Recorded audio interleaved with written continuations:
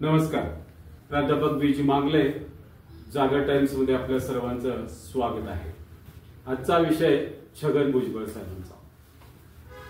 मराठा आरक्षणाला विरोध करून स्वतःचं नेतृत्व टिकवणं, आपल्याला स्वतःला सावरण्याचा असा भुजबळांचा केविलवाणा प्रयत्न सुरू आहे असं मला वाटतं.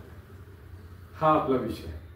एक भाजी विक्या मुलगा ते राज्याचा गृहमंत्री, उपमुख्यमंत्री इथपर्यंतचा प्रवास हा केवळ भुजबळांच्या घातकी राजकारणाचा प्रवास आहे असं शिवसेनेवाले म्हणतात. भुजबळ साहेब आपल्या आयुष्याच्या राजकारणाच्या अखेरच्या टप्प्यात आहेत मित्र. आता या टप्प्यामध्ये त्यांना आणखी काय अपेक्षित आहे असं जर एखाद्यानं विचारलं तर ते काय उत्तर देतील? बहुतांशी राज्यातील जनता म्हणे त्यांना मिळवलेली संपत्ती आणि मालमत्ता ही त्यांच्याकडेच राहावी, ती सुरक्षित राहावी अशी त्यांची इच्छा असेल आणि यासाठी ते जीव तोड प्रयत्न करतील, आता जसा करतायत तसा. राज्यात केवळ मनोज जरांगे दादा यांनीच भुजबळांना विरोध केला आहे किंवा खऱ्या अर्थानं त्यांना ओळखलंय. ते म्हणतात की छगन भुजबळ अत्यंत बेईमान माणूस, ज्यांचे खातील त्यांच्याच थाळीला छेद करते. आता मराठा आरक्षण विरोधात त्यांनी जी जोरदार आघाडी उघडली आहे, खरं तर आपल्या रक्तात किंवा ओबीसीचा डीएनए आहे असं म्हणणाऱ्या देवेंद्र फडणवीस साहेबांच्या फायद्याची ही गोष्ट असल्याने त्यांनी भुजबळ साहेबांना हाताशी धरले असं दिसतंय. भुजबळ साहेबांच्या वरच्या ईडीच्या केसेस काढणं, कोर्टामध्ये त्यांना सहकार्य करणं असे अनेक प्रयत्न देवेंद्र फडणवीस साहेब करतात. खर तर शिवसेनेत आपल्या राजकीय कारकिर्दीची सुरुवात करणाऱ्या भुजबळ साहेबांनी काँग्रेस, राष्ट्रवादी आणि आता नव्याने निर्माण झालेल्या अजित पवार राष्ट्रवादी, अर्थात चिन्ह वगैरे तेच आहे, असा प्रवास करत करत ते आता स्थानापन्न झालेत. उद्या काय होईल हे त्यांना सांगता येणार नाही. 4 पक्षात वावरलेले भुजबळ साहेब चांगलेच राजकारण कुशल आणि घातकी राजकारणी आहेत असा त्यांच्यावर आरोप होतो. मित्र, 1990ला शिवसेना सोडताना त्याने असं सांगितलं होतं की आता ते बोलतायत की मी ओबीसी समाजाच्या आरक्षणाकरिता शिवसेना सोडली. स्पष्ट खोटं. शिवसेनेतले आताचे अनेक नेते म्हणतात हे सगळं खोटं आहे. त्यांनी शिवसेना एवढ्यासाठी सोडली की 1990ला शिवसेना प्रमुख बाळासाहेब ठाकरेंनी त्यांच्या अपेक्षेप्रमाणे त्यांना विरोधी पक्षनेता पद दिलं नाही. त्यामुळे ते शिवसेना सोडायच्या तयारीतच होते. त्यावेळेला त्यांनी आपला ग्रुप घेऊन पवार साहेबांना भेटले आणि पवार साहेबांनी त्यांना काँग्रेसमय करून टाकलं. त्यावेळेला त्यांच्या इच्छेप्रमाणे त्यांना मंत्रीपद सुद्धा दिलं. हे सगळं घडलं आणि त्यांनी आता त्याचा सोयीस्कर इतिहास सांगता येते असं म्हणतात मी ओबीसी साठी सोडलं. खोट आहे. एक महत्वाची गोष्ट सांगतो. ज्या वेळेला विश्वनाथ प्रताप सिंग पंतप्रधान झाले किंवा त्या असताना मंडल आयोगाची अंमलबजावणी त्यांनी केली. त्यावेळी राज्यात म्हणजे महाराष्ट्रात मुख्यमंत्री शरद पवार साहेबांनी ओबीसी आरक्षणाला मदत केली. याचं सगळं श्रेय सध्या भुजबळ साहेब स्वतः घेतात. पण मला त्यांना असं विचारायचं आहे, त्यांनी त्यावेळी ओबीसी आरक्षणासाठी आंदोलन केली का? सभा घेतल्या का? मागण्यांचे मोर्चे काढले का? जसं आता मराठा समाज करतोय असं काही केलं का? आम्हाला तर असं काही त्यांनी केलं असं स्मरत नाही, आठवत नाही. तसं पाहिलं तर 10 जून 1990ला राष्ट्रवादी पक्षाची स्थापना झाली आणि त्यांच्या पहिल्याच निवडणुकीमध्ये त्यांनी 58 आमदार आणि 6 खासदार निवडून आणले. त्याच्यामध्ये भुजबळ साहेब पवार साहेबांच्या बरोबर आहे, म्हणजे काँग्रेसमधून राष्ट्रवादीनं. अर्थातच पवार साहेबांनी भाजपचा हिंदुत्वाचा विचार हा धर्मनिरपेक्ष भारताला किंवा आपल्याला न परवडणार असल्यामुळे पुन्हा त्यांनी काँग्रेस बरोबरच युती केली आणि राज्यात अशा पद्धतीनं काँग्रेस राष्ट्रवादीची युतीची सत्ता आली. भुजबळ साहेबांना पवार साहेबांनी उपमुख्यमंत्री आणि गृहमंत्री केलं. त्यांच्या आयुष्यातील सर्वोच्च राजकीय पुरस्कार आहे त्यांना किंवा सर्वोच्च राजकीय स्थानी ते पोहोचले. त्यांच्या या कारकिर्दीमध्ये तेलगीसारखे अनेक घोटाळे झाले, त्यांच्यावरती भ्रष्टाचाराचे आरोप झाले. त्यांच्या नेहमीच्या सोयीप्रमाणे ते मी केलेले नाही ते दुसरीकडे ते बोट दाखवत राहिले, हेही घडले. आणि विशेष म्हणजे ज्या शिवसेनेच्या ठाकरे साहेबांचे बोट धरून ते राजकारणात आले, त्याच ठाकरे साहेबांच्यावर फौजदारी प्रक्रियेखाली कारवाई करायची होती. त्या कारवाई करण्याच्या कागदपत्रावरतीही त्यांनी सहज सही करून असे हे भुजबळ साहेब. सन 2014 पासून देशामध्ये आणि राज्यात भारतीय जनता पार्टीची एक हाती सत्ता आहे. नरेंद्र मोदी साहेबांनी तपास यंत्रणांचा वापर किंवा अतिरेकी असेल किंवा काही असेल पण याचा वापर करून अनेक राजकारण्यांना वेठीस धरलं. त्यामध्ये भुजबळ साहेब पण सापडले. किरीट सोमय्यांनी भुजबळांच्या इस्टेटीविषयी प्रचंड मोठे माहिती ही माध्यमात पुरवली जी सगळ्या माणसांच्याकडे आज आहे आणि त्या संदर्भातली कागदपत्रे काढून त्यांच्यावरती ईडीची कारवाई व्हावी अशी मागणी केली. आता भुजबळ साहेबांनी त्यांच्या कुटुंबाकडे असणारी प्रचंड मोठी संपत्ती याच्यावर कारवाई करण्यासाठी ईडीने जेव्हा सुचवलं त्यावेळेला त्यांच्यावरती केस झाली. ईडीच्या थ्रू ते भुजबळ साहेब जेलमध्ये गेले सुमारे 2 वर्ष. खरं तर राज्यातील 2019 ते 24 या कालखंडात प्रचंड मोठ्या राजकीय उलटापुलटी झाल्यात. देवेंद्र फडणवीस साहेबांनी केंद्राप्रमाणेच तपास यंत्रणांचा वापर करून मित्र राष्ट्रवादी फोडली, शिवसेना फोडली. शिवसेनेचे सुमारे 40 आमदार 13 खासदार स्वतंत्र केले आणि त्यांच्या नावावरती एक स्वतंत्र शेराच काढली, शिवसेना काढली आणि तीच खरी शिवसेना असते म्हणताय. एकनाथ शिंदे साहेबांना त्याचं नेतृत्व दिलं. राष्ट्रवादीतले सुद्धा 40 आमदार फोडले आणि अजित पवार साहेबांना त्याचं प्रमुख केलं आणि राष्ट्रवादी खरी राष्ट्रवादी हीच म्हणून ठेवलं. तसा निर्णयही झालाय मित्र. अर्थात हे जरी स्वतंत्र पक्ष असले तरी ते भारतीय जनता पार्टी किंवा फडणवीस साहेबांच्या इशाऱ्यावरच काम करतात. तशी त्यांनी योग्य ती तजवीज केले आणि तपास यंत्रणांचा धाक तसा त्यांच्यावर आहे. उद्धव ठाकरे साहेबांच्या नेतृत्वाखाली मंत्रिमंडळ ज्यावेळेला पहिल्या वेळेला शरद पवार साहेबांनी आणलं त्यावेळेला एकनाथ शिंदे साहेबांना साधं मंत्रीपद होतं पण ते काढून आता नवीन झालेल्या याच्यात एकनाथ शिंदे मुख्यमंत्री झाले आणि यामध्ये भुजबळ साहेब म्हणजे हलकं खातं त्यांना मिळालं दादांच्या राष्ट्रवादीमध्ये. पण त्यांनी कोणत्याही परिस्थितीत मंत्रिमंडळामध्ये आपला प्रवेश करून घेतला. पवार साहेबांना सोडलं. त्यावेळेला पवार साहेबांना त्यांनी कसं फसवलं याचे सुद्धा मनोरंजक किस्से अनेक आहेत. बारामतीत भुजबळ साहेबांच्या भाषणाने परवा जनसन्मान यात्रेत ज्यावेळेस अजितदादा अडचणीत येणार तर या सभेमध्ये अजितदादांनी आपल्यासाठी घेतलेल्या जनसन्मान यात्रेमध्ये जे बोलले त्याच्यावर अजितदादा अडचणीत येणार. मराठा आरक्षणासाठी मनोज जरांगे पाटील यांच्या नेतृत्वाखाली असलेल्या आंदोलनामध्ये आता आरक्षण मराठ्यांना द्यावेच लागेल अशा स्थितीत ज्यावेळी आले त्यावेळेला भुजबळ साहेबांची एंट्री जबरदस्तपणे झाली. म्हणतात ना, बुडत्याला काडीचा आधार, बुडत्याला काडीचा आधार.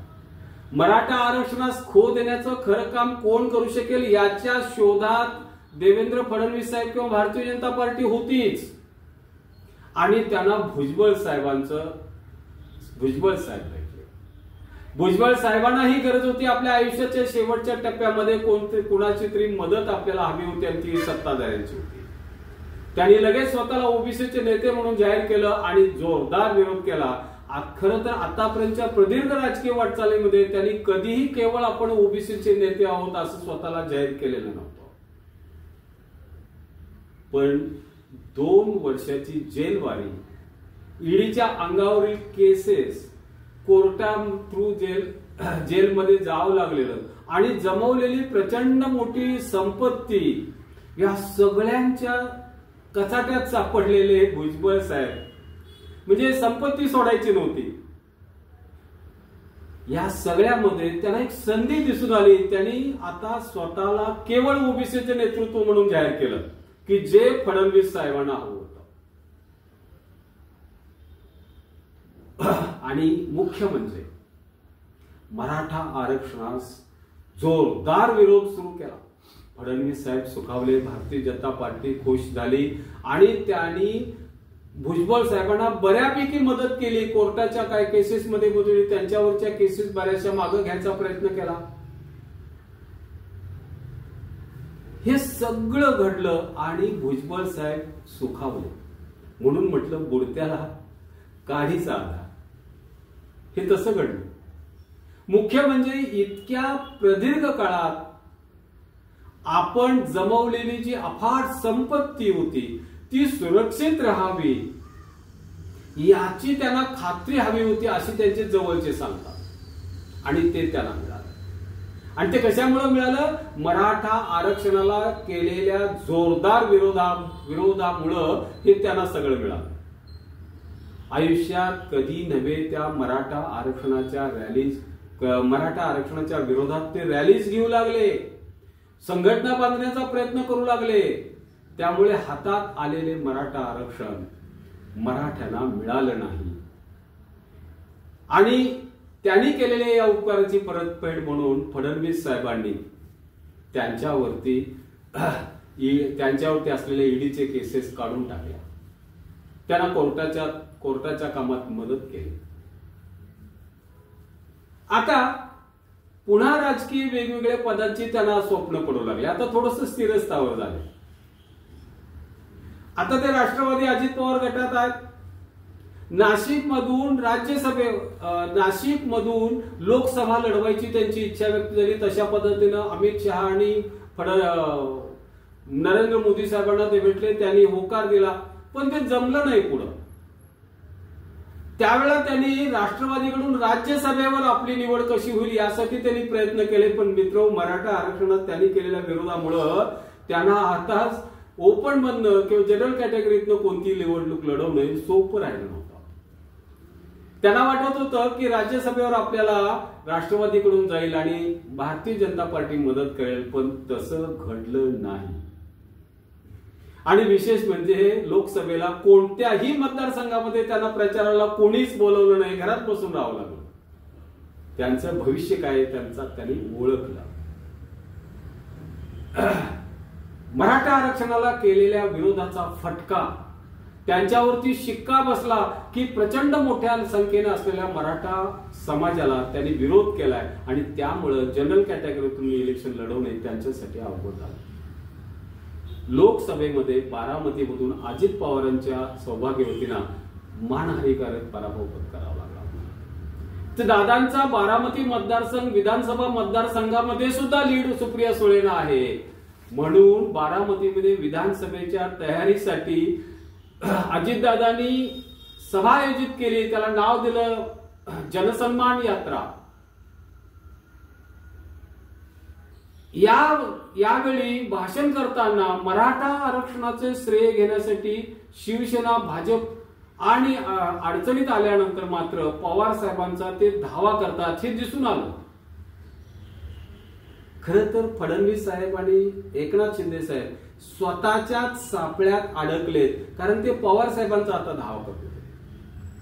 त्या सभेत शरद पवार साहेबांना त्यांनी असं काही टार्गेट केलं, मराठा आरक्षणाचा निर्णय घेण्यासाठी शासनाने सर्वपक्षीय बोलावलेल्या बैठकीत शिवसेना, काँग्रेस आणि पवार साहेब आले नाही. अरे तुमच्याकडे सत्ता आहे, तुम्ही द्या किंवा नका देऊ, तुम्हाला कशाला बाकीचे हजर राहिले नाहीत म्हणून त्यांच्यावरती खापर फोडण्याची काहीच गरज नाही. तुम्हाला वाटतं द्या, नाही वाटत सोडा. पण मगाशी मी जसं म्हटलं, त्यानेच निर्माण केलेल्या सापळ्यामध्ये फडणवीस साहेब आणि एकनाथ शिंदे साहेब अडकले. आणि म्हणून ते म्हणतात बारामतीतून एक फोन आला आणि सगळे विरोधक घरातच बसले, आमच्या सर्वपक्षीय सभेला आले नाही. आता बारामतीतील ही जनसन्मान यात्रा अजितदादांनी स्वतःच्या भवितव्यासाठी घेतली होती.